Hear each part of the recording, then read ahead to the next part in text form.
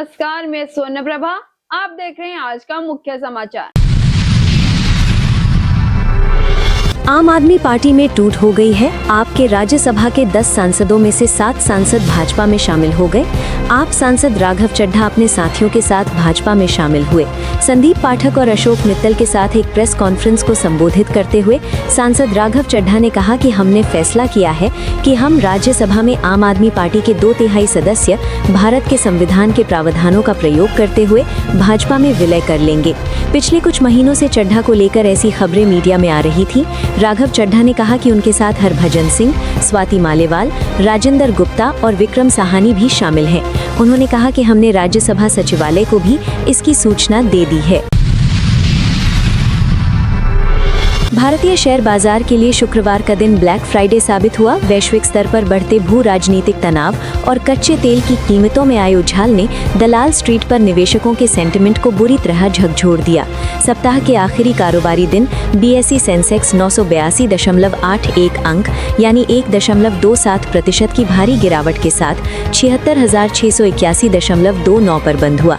वहीं NSE Nifty 275.10 अंक टूटकर 23,897.95 के स्तर पर आ गया। इस बड़ी गिरावट के कारण महज एक दिन में निवेशकों की करीब 6 लाख करोड़ रुपए की संपत्ति खाक हो गई। बाजार में चौतरफा बिकवाली देखने को मिली, जिससे निफ्टी ने 24,000 के महत्वपूर्ण मनोवैज्ञानिक स्तर को भी तोड़ दिया। आईटी के अलावा फार्मा और मीडिया सेक्टर भी लाल निशान में बंद हुए। हालांकि मेटल सेक्टर ने थोड़ी मजबूती दिखाने की कोशिश की, लेकिन वो भी बाजार को संभालने में नाकाम रहा। मिड कैप और स्मॉल कैप इंडेक्स में भी करीब 1% की गिरावट दर्ज की गई। दिल्ली के पूर्व मुख्यमंत्री एवं आम आदमी पार्टी के राष्ट्रीय समन्वयक अरविंद केजरीवाल ने आवंटित किए गए नए बंगले में शुक्रवार को परिवार सहित शिफ्ट कर लिया है। अरविंद केजरीवाल यहां अपनी पत्नी सुनीता केजरीवाल, बेटे पुलकित और माता पिता के साथ रहेंगे। लोधी रोड पर स्थित ये 95 नंबर बंगला अब केजरीवाल का नया पता होगा। अरविंद केजरीवाल को केंद्र सरकार की ओर से अक्टूबर 2025 में दिल्ली हाईकोर्ट की फटकार के बाद ये बंगला आवंटित किया गया था।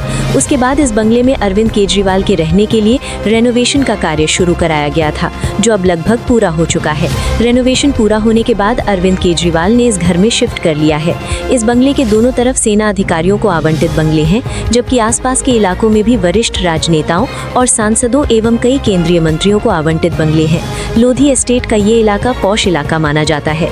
यहाँ पर इंडिया हैबिटेट सेंटर और इंडिया इंटरनेशनल सेंटर जैसे अंतर्राष्ट्रीय केंद्र स्थित हैं, जहाँ पर बड़े बड़े आयोजन होते रहते हैं।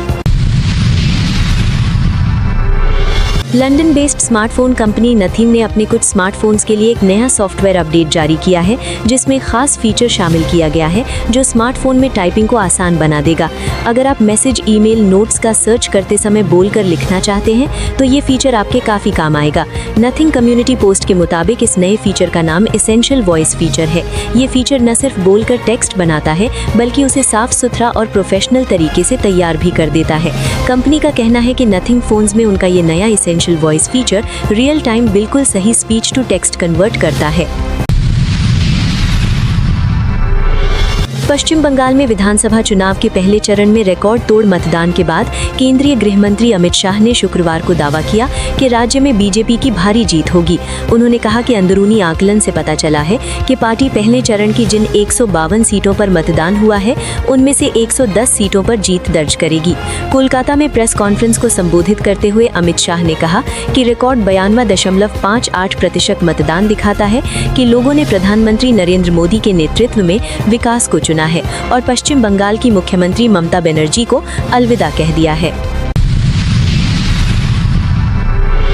केंद्र सरकार ने शुक्रवार को सुप्रीम कोर्ट को बताया कि यूक्रेन के खिलाफ जंग लड़ते हुए रूस गए 10 भारतीय नागरिकों की मौत हो गई है।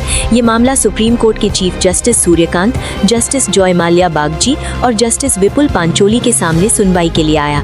बेंच उन 26 भारतीयों के परिवार वालों की रिट याचिका पर सुनवाई कर रही थी, जिन्हें कथित तौर पर रूस में नौकरी के मौके ढूंढने के बाद रूस यूक्रेनी जंग में जाने के लिए मजबूर किया गया था। इससे पहले सुप्रीम कोर्ट ने इस मामले में केंद्र से जवाब मांगा था। सुनवाई के दौरान केंद्र की तरफ से additional solicitor general Aishwarya Bhati ने बताया कि याचिका में बताए गए 26 लोगों में से 10 की बदकिस्मती से मौत हो गई थी। उन्होंने इस बात पर जोर दिया कि सरकार विदेश में मुश्किल में फंसे हर भारतीय नागरिक की मदद करने के लिए प्रतिबद्ध है। बेंच को बताया गया कि विदेश मंत्रालय सभी प्रभावित नागरिकों के परिवारों से बातचीत कर रहा है और स्थिति से निपटने के लिए कई तरह की रणनीति अपना रहा है। बेंच को ये भी बताया गया कि कई लोगों ने रशियन कंपनियों के साथ अपनी मर्जी से कॉन्ट्रैक्ट किए हैं, हालांकि कई एजेंट ने दूसरों को गुमराह किया होगा। सुप्रीम कोर्ट ने शुक्रवार 24 अप्रैल को उत्तर प्रदेश के डीजीपी को एक विशेष जांच दल का गठन करने का निर्देश दिया है। ये टीम पिछले महीने गाजियाबाद में 4 साल की बच्ची के साथ हुए कथित बलात्कार और हत्या के मामले की जांच करेगी। इस मामले की सुनवाई भारत के मुख्य न्यायाधीश सूर्यकांत, न्यायमूर्ति जॉय माल्या बागची और न्यायमूर्ति विपुल पांचोली की पीठ के सामने हुई। अदालत पीड़ित बच्ची के पिता द्वारा दायर उस याचिका पर सुनवाई कर रही थी जिसमें उन्होंने एसआईटी या सीबीआई से अदालत की निगरानी में जांच कराने की मांग की थी। पुलिस की ओर से पेश additional solicitor general Aishwarya Bhati ने अदालत को बताया कि इस मामले में आरोप पत्र पहले ही दाखिल कर दिया गया है और सुनवाई भी शुरू हो गई है। पीठ ने संज्ञान लिया कि पीड़ित बच्ची के माता-पिता गाजियाबाद पुलिस द्वारा की गई जांच से संतुष्ट नहीं थे। सुप्रीम कोर्ट ने कहा कि विशेष जांच दल का गठन शुक्रवार को या शनिवार सुबह 11 बजे तक कर दिया जाए। कोर्ट ने निर्देश दिया कि इस टीम में केवल महिला पुलिस अधिकारी शामिल होनी चाहिए और इसका नेतृत्व कमिश्नर या महानिरीक्षक आईजी रैंक के अधिकारी द्वारा किया जाना चाहिए। उत्तराखंड की राजधानी देहरादून में आज बीजेपी से जुड़ी महिला कार्यकर्ताओं ने जन आक्रोश महिला पदयात्रा निकाली। इस दौरान उन्होंने कांग्रेस और उनके समर्थित पार्टियों का विरोध जताया। इस जन आक्रोश महिला पदयात्रा में शामिल हुए मुख्यमंत्री पुष्कर सिंह धामी ने कांग्रेस पर जमकर हमला बोला। साथ ही राहुल गांधी को दुर्योधन और अखिलेश यादव को दुशासन की संज्ञा दी। मातृशक्ति के बीच सीएम धामी ने कांग्रेस और उसके सहयोगी दलों पर सीधा और तीखा हमला बोला।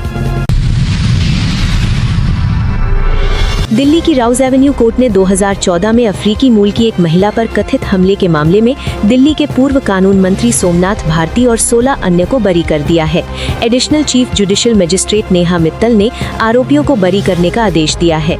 कोर्ट ने सोमनाथ भारती के अलावा जिन आरोपियों को बरी करने का आदेश दिया उनमें आदित्य, बदलू खान, बादल खान, दीपक चौहान, अनिल कुमार, पवन सैनी, नरेश सैनी, धर्मचंद राणा, वेद सैनी, राजेश सैनी, हेमंत सैनी, संजीव सैनी, विजय सैनी, देवेंद्र चौहान, इंद्र सैनी और श्यामला सैनी शामिल थे। इससे पहले ये मामला पटियाला हाउस कोर्ट में चल रहा था। केंद्र सरकार ने शुक्रवार को एक महत्वपूर्ण घोषणा करते हुए बताया कि चालू वित्त वर्ष 2025-26 में अब तक 75 लाख से अधिक अनुसूचित जाति एससी लाभार्थियों को कुल 7,981.47 करोड़ रुपए की सहायता राशि वितरित की गई है। सामाजिक न्याय और अधिकारिता विभाग द्वारा जारी एक आधिकारिक बयान के अनुसार ये धनराशि मुख्य रूप से हाशिए पर जी रहे छात्रों के शैक्षिक सशक्तिकरण और सामाजिक उत्थान के लिए संचालित विभिन्न योजनाओं के तहत दी गई है। ये थे मुख्य समाचार। जुड़े रहिए।